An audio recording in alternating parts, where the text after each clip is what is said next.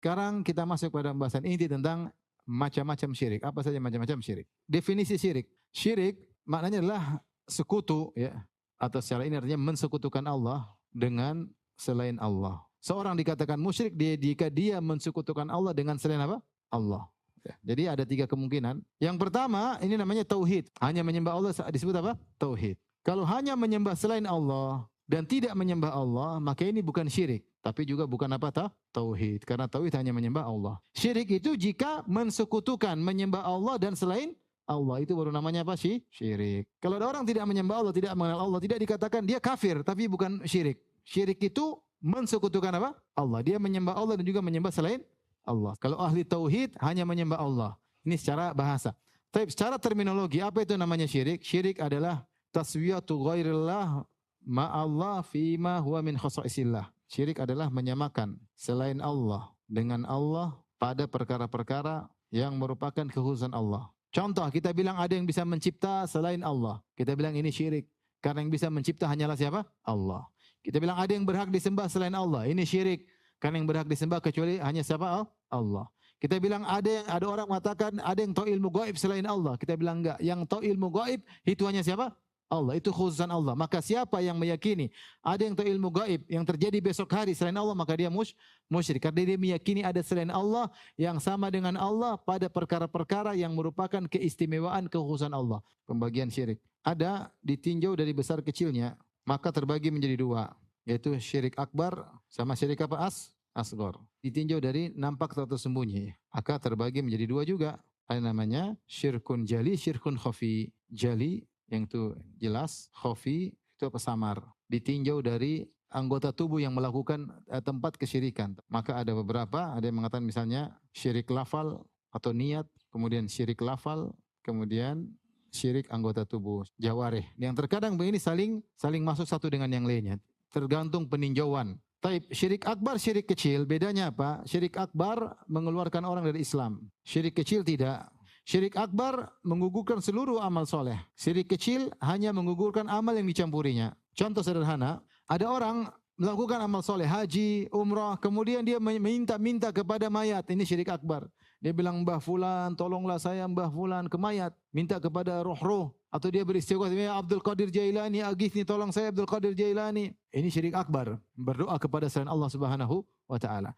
Maka seluruh amalnya gugur. Karena dia melakukan syirik apa? Akbar. Ketika itu berarti dia murtad, keluar dari Islam, dan seluruh amalnya apa? Gugur. Adapun syirik kecil misalnya riya, dia bersedekah supaya bisa dipuji. Bersedekah, ketika sedekah dia foto, kemudian dia posting, saya membantu misalnya ada korban apa dengan uang sekian, niatnya untuk dipuji. Maka ketika itu dia tetap muslim. Karena syirik asghar ini dosa besar, tetapi tidak sampai membuat orang keluar dari apa? Islam. Yang kedua, yang gugur cuma amal soleh yang tercampur riya tersebut, yaitu sedekah dia ketika itu. Mungkin 5 menit sebelumnya dia sedekah 10.000 kepada fakir miskin, dia ikhlas, maka diterima. Yang 1 juta dia sedekah untuk orang terkena bencana alam, tapi dia posting, dia pamer, dia riya, maka itu yang gugur. Tidak seluruh sedekahnya gugur. Taib. Di antara bedanya akbar dan asghar, biasanya akbar itu terkait dengan tujuan, zatnya sendiri syirik, ibadah kepada selain Allah. Adapun syirik asghar biasanya hanyalah perantara. Contoh, menyembelih kepada selain Allah, menyembelih kepada jin, potong ayam untuk jin. Ini syirik. Dan ini langsung syirik akbar. Kenapa? Karena menyembelih itu ibadah. Ketika dia serahkan ibadah ini kepada selain Allah, syirik akbar. Berdoa, wa annal masajidillahi fala tad'u ma'allahi ahada. Jangan berdoa kepada selain Allah Subhanahu wa taala. Ini syirik akbar. Syirik kecil biasanya hanyalah perantara, tapi dia tidak sedang beribadah kepada orang tersebut. Tetap ibadahnya kepada Allah, tunduknya, salatnya kepada Allah, tapi dia minta pujian. Ini sarana, tidak terkait dengan apa? Zat ibadah tersebut sendiri. Seperti pakai jimat. Jimat syirik kecil karena meyakini ini sebab. Ya, beda kalau dia bilang jimat ini bisa menghidupkan, mematikan, maka syirik akbar. Tapi kebanyakan orang pakai jimat bilang apa ini? Sebab. Yang bikin berhasil Allah, tapi ini cuma apa? Sebab. Ini juga tidak boleh. Sehingga syirik kecil biasanya terkait dengan sarana, syirik besar biasanya terkait langsung zatnya itu sendiri merupakan ibadah kepada selain Allah Subhanahu wa taala. Ini bedanya syirik besar, syirik kecil. Syirik juga ditinjau dari nampak dan tersembunyi. Ada syirik jali, syirik yang jelas, seperti misalnya menyembelih kepada selain Allah, ya. Jelas, ya. Kenapa? Kelihatan perbuatannya, ya. bersumpah dengan nama selain Allah. Misalnya pakai jimat, jelas, kelihatan. Jadi kita bukan tinjauan besar kecil lagi. Kita tinjauan dari kelihatan atau tersembunyi. Kalau menyembelih kepada selain Allah syirik besar dan kelihatan. Kalau bersumpah dengan nama selain Allah syirik kecil tapi kelihatan. Pakai jimat syirik kecil namun kelihatan. Ada syirik yang tersembunyi, bisa besar bisa kecil. Contoh misalnya disebut dengan al-khaufusir. Al-khaufusir itu apa? Takut kualat kepada selain Allah. Seperti kamu kalau enggak ke kuburan itu nanti kamu enggak dapat rezeki.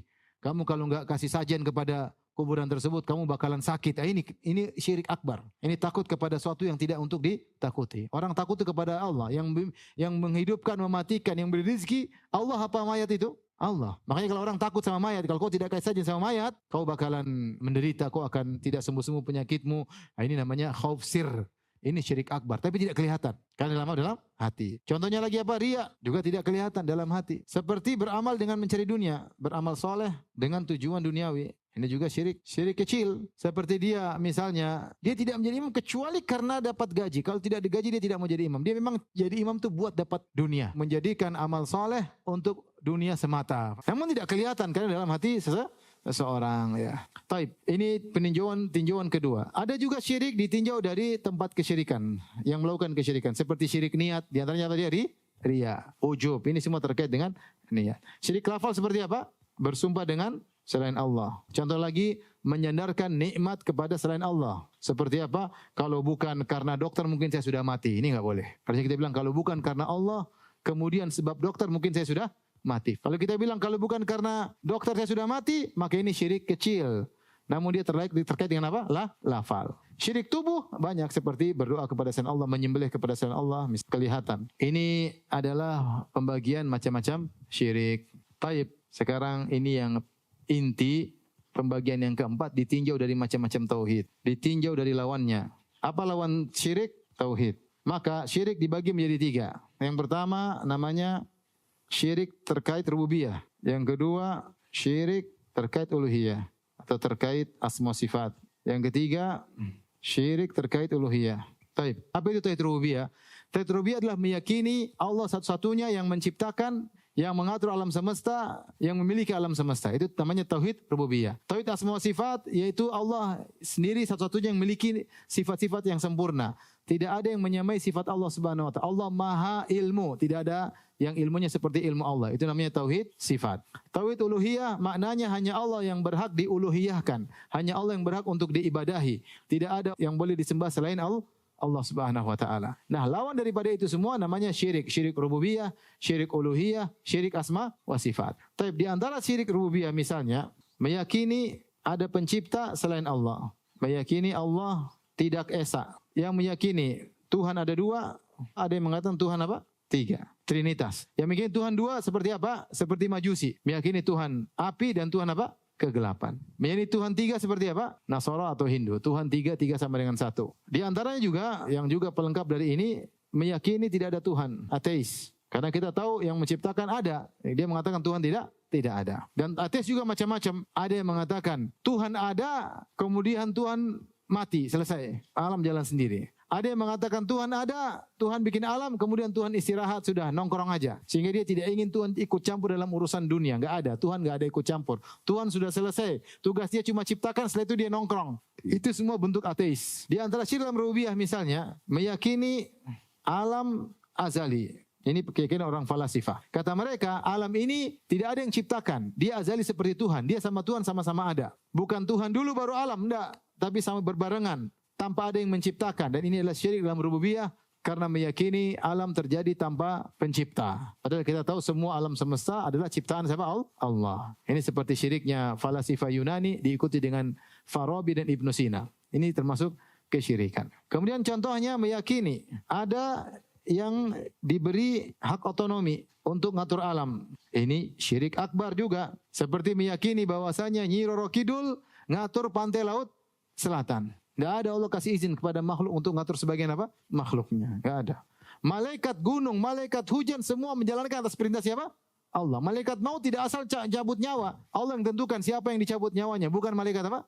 Maut. Mereka yang jalankan apa? Tugas. Adapun meyakini Nyi Roro Kidul diberi hak otonomi, otoriter khusus untuk bisa ngatur pantai selatan, ini syirik akbar. Atau meyakini ada dewa khusus, jin khusus ngatur gunung Merapi, ini juga apa? Syirik. Kalau gunung tersebut mau meledak, kita harus kasih sajen pada jin tersebut. Karena jin tersebut yang menentukan gunung meletus, gunung Merapi meletus atau tidak. Ini syirik akbar. Enggak ada. Semua ini yang ngatur Allah Subhanahu wa ta'ala. Seperti keyakinan sebagian orang Sufia yang ekstrim dalam buku Jawahirul Ma'ani mengatakan bahwasanya Abdul Qadir Jailani rahimahullah seorang ulama besar telah diberi kun oleh Allah. Kapan dia bilang kun jadi fayakun? Ini enggak ada. Nabi saja tidak dikasih kun. Tapi ternyata bagaimana? Nabi berperang harus dalam perang Badar dan seterusnya. Nabi saja tidak pernah dikasih kun fayakun. Kata mereka Abdul Qadir Jailani dikasih kun sehingga dia melakukan apa saja tinggal bilang kun fayakun. Seperti juga meyakini bahwasanya wali kalau sudah mencapai derajat kutub, dia yang melakukan seluruh penciptaan. Ini juga bahaya, ini juga syirik akbar. Seakan-akan ada makhluk yang dikasih otonomi untuk ngatur apa? Alam. Demikian juga sebagian orang sufi mengatakan, kalian harus hormat pada wali fulan. Yang jaga kota kita wali fulan, sudah meninggal. Itu syirik akbar. Gak ada yang jaga kita, cuma Allah. Tidak ada wali-wali. Wali-wali jaga diri saya tidak bisa. Dia jaga dirinya supaya tidak mati, tidak bisa. Dia mati atau tidak? Mati. Ziarah ke sana, sering kasih sajin di sana karena kota kita dijaga oleh wali fulan. Ini syirik meskipun diucapkan oleh orang yang dianggap super wali. Syirik ini enggak main-main ya, syirik. Sehingga orang akhirnya hatinya bukan kepada Allah tapi kepada penghuni kubur tersebut yang sudah tidak bisa apa-apa. Dia mandi aja enggak bisa, makanya kita mandikan. Dia pakai baju enggak bisa, kita yang pakai kafankan. Dia salat enggak bisa, kita yang salatkan. Dia masuk kuburan sendiri enggak bisa. Sana kamu masuk kuburan. Enggak bisa, kita yang kuburkan. Terus kita bilang dia jaga kota kita. Otak taruh di mana? Beneran ini syirik itu semua enggak masuk akal. Antum lihat semua kesyirikan tidak masuk akal. Orang nyembah sapi ada, minta ke orang mati ada, tidak masuk akal. Subhanallah, kalau sudah masuk dunia sufiyah terkadang otaknya enggak beres. Saya baru tadi dengar lagi ceramah di YouTube. Kata dia ada orang kuburannya di samping kuburan wali Habib fulan. Tukang maksiat sebelahnya kuburan wali Habib fulan. Kemudian malaikat mungkar dan nakir datang mau nyiksa orang ini. Orang terteriak-teriak, akhirnya walinya terganggu. Dia bilang jangan siksa ini apa nih? Saya lagi berzikir sama Allah, terganggu dengan teriakan orang. Malaikat mungkar dan nakir diusir, enggak jadi. Allahu Akbar. Ini apa dongeng kayak gini? Bagaimana tidak orang menjadi terikat sama wali? Tenang, pokoknya saya dikubur samping Habib ya. Akhirnya kan terbawa seperti itu karena dibuat cerita seperti itu. Tenang aja, kau maksiat nanti samping aman. Malaikat mungkar dan nakir bisa diusir. Subhanallah, inti main-main sama malaikat. Mengerikan. Orang belajar sufi kata Imam Syafi'i, man tasawwa fi awalin nahar, alam yati alaihi nar illa wa huwa ahmaq. Tidak seorang belajar sufi di pagi hari ekstrim kecuali sebelum datang siang dia sudah goblok ya. Pikiran udah macam-macam, ngomong seenaknya, enggak masuk akal. Dan ini terjadi sekarang di dunia keagamaan kita. Banyak hal-hal yang aneh-aneh. Yang bilang Isra Mi'raj sehari 70 kali lah. Nabi seumur hidup cuma sekali. Sehingga ada sebagian orang-orang yang mengatakan kalian harus menghormati wali fulan yang sudah mati karena dia yang menjaga kota kita. Ini syirik akbar. Ini masalahnya bukan main, ini masalah syirik akbar. Lebih berbahaya daripada zina, lebih berbahaya daripada merampok, lebih berbahaya daripada membunuh. Taib. Syirik terkait asma sifat seperti misalnya meyakini selain Allah punya sifat seperti Allah. Contoh apa? Contoh bilang tangan Allah seperti tangan kita, itu syirik. Yang bilang mujassimah ya. Contoh lagi masalahnya istiwa Allah sama dengan istiwa kita. Nuzul Allah sama dengan kita. Misalnya ini semua syirik akbar. Seperti ada yang berdosa atas nama Ibnu Taimiyah rahimahullahu taala ya. Dia mengatakan saya ketika ke negeri Syam saya melihat Ibnu Taimiyah turun dari mimbar dan dia berkata sungguhnya Allah turun ke langit dunia sebagaimana saya turun dari mimbar saya. Sehingga orang bilang Ibnu Taimiyah kafir padahal ini dusta besar. Tahun yang dia sebutkan dia lihat Ibnu Taimiyah turun dari mimbar itu Indonesia yang di penjara. Ini orang kalau benci sama Ibnu Taimiyah bikin cerita macam-macam. Ibnu Taimiyah yang anti seperti malah dituduh mengatakan dia menyamakan Allah dengan dirinya. Kalau Ibnu Taimiyah bilang gini, kita bilang Ibnu Taimiyah kafir karena telah menyamakan sifat Allah dengan sifat apa? Makhluk. Di antara juga misalnya yang mengatakan ada yang tahu ilmu gaib selain Allah. Ini juga syirik. Karena yang tahu ilmu gaib cuma siapa? Allah. Qul la ya'lamu man fis samawati wal ardil ghaiba illa Allah. Katakanlah, tidak ada yang tahu hal yang gaib di langit dan di bumi kecuali Allah. Yang tahu hanya Allah Subhanahu wa taala. Kata Allah, "Ma tadri nafsun madza taksibu ghadan." Tidak ada satu jiwa pun yang tahu apa yang dilakukan besok. "Wa ma tadri nafsun bi ayyi ardin tamut." Dan tidak ada yang tahu di mana dia akan meninggal dunia. Enggak ada yang tahu ilmu gaib. Nabi pun tahu ilmu gaib cuma sedikit. Allah kasih tahu sebagian sebagai bukti dia seorang nabi. Kata Allah, "Alimul ghaibi fala yuzhiru ala ghaibihi ahada illa man irtada min rasulin." Dialah Allah yang tahu ilmu gaib dan Allah tidak menampakkan ilmu gaibnya kepada siapapun kecuali Rasul Allah kasih tahu. Sebagian, tidak semuanya. Selain Rasul tidak ada yang tahu tentang ilmu gaib. Makanya para ulama mengatakan siapa yang meyakini dukun bisa meramal masa depan dan meyakini kebenarannya, dia kafir. Kenapa? Berarti dia meyakini dukun sama dengan Allah, sama-sama tahu masa depan. Padahal yang tahu masa depan cuma siapa? Allah. Tidak boleh juga kita mengatakan Muhammad sallallahu alaihi wasallam tahu ilmu gaib, enggak boleh, syirik. Kecuali yang Allah kasih tahu. Kalau kita bilang Nabi tahu ilmu gaib secara mutlak, tidak boleh, syirik. Berarti kita menyamakan Muhammad SAW dengan siapa? Allah. Dan dalam Al-Quran jelas. Qul la amliku li nafsi naf'an wa la dharran illa ma syaa Allah. Walau kuntu a'lamul ghaiba lastakthartu minal khair. Katakanlah wahai Muhammad, aku tidak menguasai kemudaratan, kemanfaatan untuk diriku.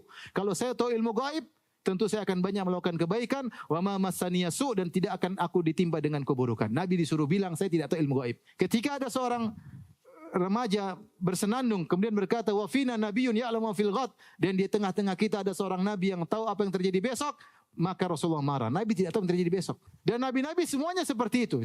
Contoh sederhana, kisah Nabi Yusuf sama Nabi Yakub. Nabi Yusuf hilang, Nabi Yakub tahu enggak di mana Nabi Yusuf? Enggak tahu. Makanya dia nangis-nangis. Dia enggak tahu Nabi Yusuf di mana. Nabi Sulaiman tahu enggak ada Ratu Bilqis? Enggak tahu. Yang kasih tahu siapa? Burung hudhud. Nabi saja waktu sallallahu alaihi wasallam, waktu Aisyah kalungnya hilang, Nabi kan cari, seluruh sahabat cari sampai pagi enggak ketemu kalungnya di mana. Ternyata kalungnya ketindes onta. Kemudian ternyata ketika pagi hari ontanya berdiri, ketahuan kalungnya di bawah apa? Onta. Ontanya pun tidak lapor sama Nabi, ada kalungnya di bawah sini, enggak ada. Di situ yang cari kalung siapa? Ada Nabi, ada Abu Bakar, ada Umar, ada Utsman, ada orang-orang soleh di dalam surga. Tidak tahu di mana kalung tersebut. Jangankan bicara masa depan, sekarang aja kalung hilang Nabi tidak tahu. Waktu istri Nabi Aisyah dituduh berzina, Rasulullah sudah pergi, Aisyah masih ketinggalan. Dituduh berzina sama Sofwan bin Mu'attal As-Sulami. Nabi bingung istrinya berzina atau tidak. Sampai sebulan penuh Nabi tidak tahu. Nabi tidak tahu masa lalu. Sampai Allah turunkan ayat membela siapa? Aisyah. Siapa yang kasih tahu Nabi kalau Aisyah tidak berzina? Allah Subhanahu wa taala. Ketika Allah Subhanahu wa taala menceritakan kisah Nabi Nuh kepada Nabi, Allah mengatakan, "Tilka min amba'il ghaibi nuhiha ilaik, ma kunta ta'lamuha anta wala qaumuka min qabli hadza." Inilah cerita dari berita gaib tentang kisah Nabi Nuh yang kami ceritakan kepada engkau Muhammad. Ma kunta ta'lamuha, sebelumnya kau tidak tahu. Nabi tidak tahu ilmu gaib. Oleh karenanya kalau ada pujian yang berlebihan kepada Nabi, seperti mengatakan bahwasanya wa inna min judika dunya wa dharrataha, di antara kedermawanan wahai Rasulullah adalah dunia dan akhirat. Wa min ulumika ilmal qalami wal ilmal lauhi wal qalami, dan di antara ilmu wahai Muhammad adalah ilmu lauhil mahfuz. Ini enggak benar. Kita cinta sama Nabi lebih daripada kedua orang tua kita, lebih dari kita, tapi tidak boleh kita berlebihan kepada Nabi. Yang tahu ilmu gaib cuma siapa? Allah Subhanahu wa taala. Tapi itu syirik dalam semua sifat, menyamakan sifat Allah dengan sifat makhluk. Syirik terkait uluhiyah seperti apa? Beribadah kepada selain Allah, semua bentuknya ya. Seperti apa? Berdoa kepada selain Allah. Apalagi bernazar bukan pada Allah. Pak Mbah, kalau saya lulus Mbah, saya akan kasih makan anak yatim. Nazar sama Allah, bukan sama apa? Mbah, datang ke kuburan. Dulu ada kawan datang ke kuburan Sunan. Kanjeng Sunan, kalau saya lulus saya akan jalan kaki sekian-sekian. Enggak boleh, ini syirik. Nazar hanya kepada siapa? Allah. Contoh lagi, menyembelih, ada nyembelih kepada jin supaya rumahnya tidak diganggu. Bangun rumah supaya rumah kamu ganggu, potong 3 ayam hitam semuanya, giginya pun hitam kalau bisa ya. Kemudian potong, tuangkan air darahnya di tanah supaya tidak diganggu jin. Ini syirik akbar. Nyembelih hanya untuk Allah. Sebagaimana kalau kita akikah nyembelih untuk Allah. Kalau kita korban nyembelih untuk siapa? Allah. Kalau kita hajian nyembelih untuk apa? Allah. Ini nyembelih untuk jin, syirik akbar. Ya. La'anallah man dzabah li ghairillah. Allah melaknat orang yang menyembelih kepada selain Allah. Berdoa hanya kepada Allah, tidak boleh berdoa ya wali, wali enggak boleh. Nangis sama Allah bukan kepada wali. Wali pun enggak bisa apa-apa. Nabi Muhammad saja waktu perang Badar dia berdoa. Istaghitsuna rabbakum, sampai Allah berikan dalam Quran, ketika kalian beristighatsah kepada Allah. Nabi berdoa sampai ridanya jatuh, berdoa terus. Ini minta lagi kepada Abdul Qadir Jailani, minta kepada Sayyidil Badawi. Di YouTube ada itu. Orang wanita sampai nangis-nangis, ya Syekhul Arab, wahai sembuhkanlah anakku. Gitu kayak gitu, ngeri. Sambil nangis-nangis. Yang lebih histeris atau lebih menangis ketika minta kepada wali daripada kepada Allah. Minta-minta ke kuburan lebih nangis, lebih berharap daripada minta di masjid kepada Allah Subhanahu wa taala. Ini syirik akbar, ya. Syirik akbar. Tapi inilah Bapak dan Ibu yang rahmatillah Subhanahu wa taala, sebagian dari model-model kesyirikan, tentu tidak semua, tapi kita hanya memberi gambaran tentang apa itu syirik dan macam-macam kesyirikan dan bahaya kesyirikan. Semoga Allah mewafatkan kita di atas tauhid.